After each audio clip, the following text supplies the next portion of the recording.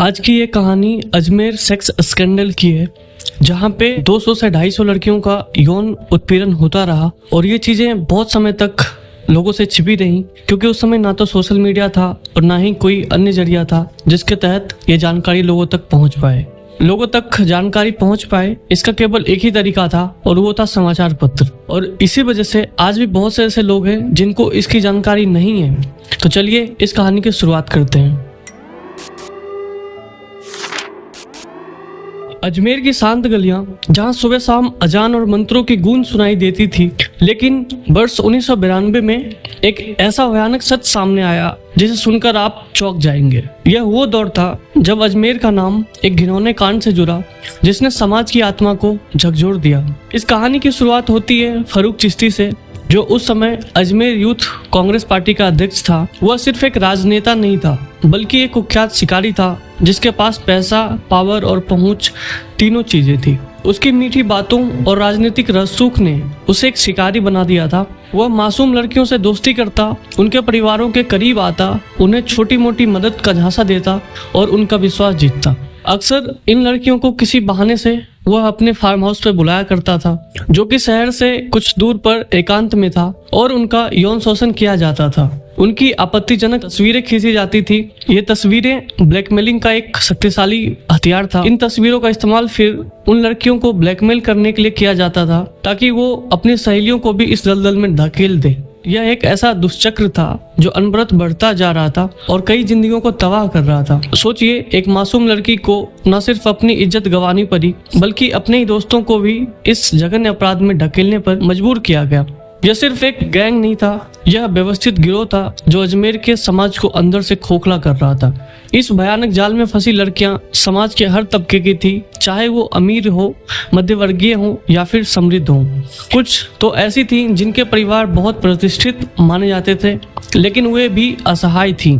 डर और सामाजिक बदनामी का खौफ और दोषियों के मजबूत राजनीतिक रसूख ने उन्हें चुप रहने पर मजबूर कर दिया था। आए दिन उन्हें धमकी दी जाती थी कि अगर उन्होंने मुंह खोला तो उनकी तस्वीरें सार्वजनिक कर दी जाएंगी, उनके परिवार को बर्बाद कर दिया जाएगा। और इस वजह से ये लड़कियां अंदर ही अंदर घुटती रहीं, लोगों से नजरें नहीं मिला पाती थी। उनकी आंखों में एक अजीब सा डर था। कई लड़कियों ने तो इस मानसिक पीड़ा और बेबसी से बचने के लिए अपनी जान तक दे दी थी। ये आत्महत्याएं एक के बाद एक हो रही थी, लेकिन शुरुआत में इन्हें व्यक्तिगत त्रासदी माना गया था। किसी को यह अंदाजा नहीं था कि इन सब के पीछे एक भयानक कारण था। उनकी चीखें अजमेर की हवाओं में गुम हो रही थी, लेकिन कोई सुनने वाला नहीं था। वो लड़कियां परिवार की बदनामी की डर से पुलिस तक जाने से हिचकिचाती थी, और इस तरह से समाज में एक चुप्पी का परिणाम बनता रहा, जिससे दोषियों को और ताकत मिलती गई। एक दिन एक आम आदमी, एक फोटोग्राफी स्टूडियो का मालिक जिसका नाम दीपक बंसल था, उसे इन भयानक तस्वीरों की निगेटिव मिले।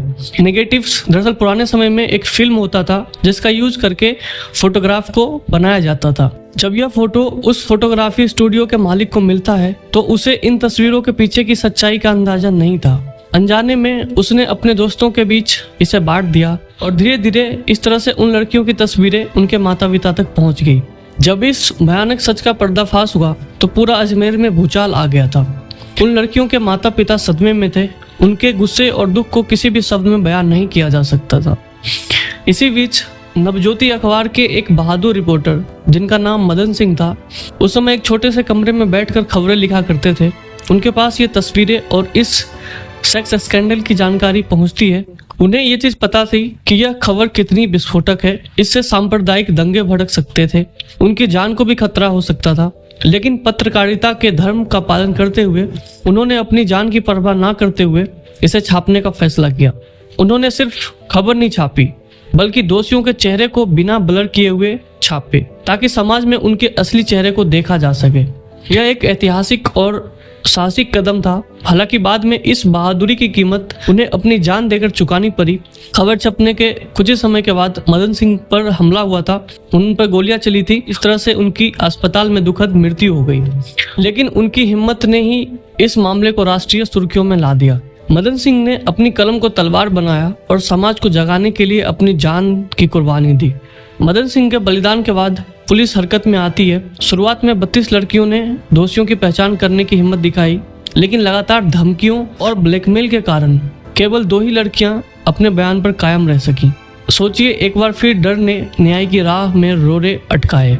पुलिस ने इस मामले में कुल 12 लोगों को गिरफ्तार किया था, जिसमें नफीस चिश्ती, अतीक चिश्ती जैसे नाम शामिल थे। अदालत में यह मामला 6 साल तक चला, जो पीड़ितों और उनके परिवारों के लिए एक और अग्नि परीक्षा थी।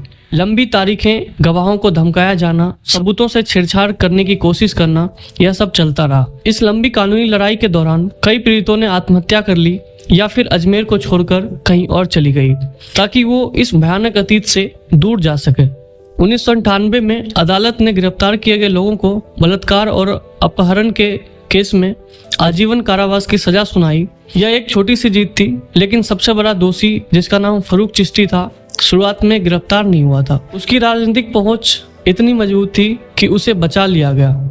उसके वकील ने दावा किया कि वह मानसिक रूप से अस्थिर है और अजीबोगरीब परिस्थितियों में उसे अंततः रिहा कर दिया गया। यह न्यायपालिका के मुंह पर एक करारा तमाचा था। हालांकि समाज के दबाव और मीडिया में लगातार छपती खबरों के कारण 2007 में फरूक चिश्ती को आखिरकार अपराधी घोषित कर दिया गया और उसे आजीवन कारावास की सजा सुनाई गई। लेकिन कहानी यहीं खत्म नहीं हुई। सबसे चौंकाने वाला मोड़ तब आया जब 2013 में राजस्थान उच्च न्यायालय ने उसे रिहा कर दिया। यह फैसला भारतीय न्याय प्रणाली की विडंबना को दर्शाता है। यह दर्दनाक कहानी इस बात पर जोर देती है कि कैसे राजनीतिक प्रभाव के कारण इस मामले को मीडिया से बड़े पैमाने पर दबा दिया गया था। क्योंकि इस समय इंटरनेट या सोशल मीडिया नहीं था, इसलिए जानकारी का प्रसार सीमित था। यही कारण है कि आज भी बहुत से लोग ऐसे हैं जो अजमेर सेक्स स्कैंडल से अनजान हैं। यह कहानी न्याय की कमी को उजागर करती है। यह एक ऐसी दर्दनाक याद है जो हमें बताती है कि कैसे सत्ता और प्रभाव सच्चाई को दबा सकते हैं। अजमेर की वह घटना आज भी न्याय व्यवस्था पर कई सवाल खड़े करती है। क्या वाकई उन मासूम जिंदगियों को कभी न्याय मिल पाएगा? क्या हम एक समाज के रूप में ऐसी घटनाओं से कुछ सीख सकेंगे या इतिहास खुद को दोहराता रहेगा? यह कहानी हमें याद दिलाती है कि समाज में ऐसी बुराइयों के खिलाफ हमेशा आवाज उठाना कितना जरूरी है, भले ही उसकी कीमत कुछ भी क्यों ना हो। आशा करता हूँ आपको ये वीडियो पसंद आया होगा। इस वीडियो के बारे में आपके जो भी विचार हैं आप मुझे कमेंट बॉक्स में जरूर बताएं। बाकी मिलते हैं अगली वीडियो में। Till then, bye bye.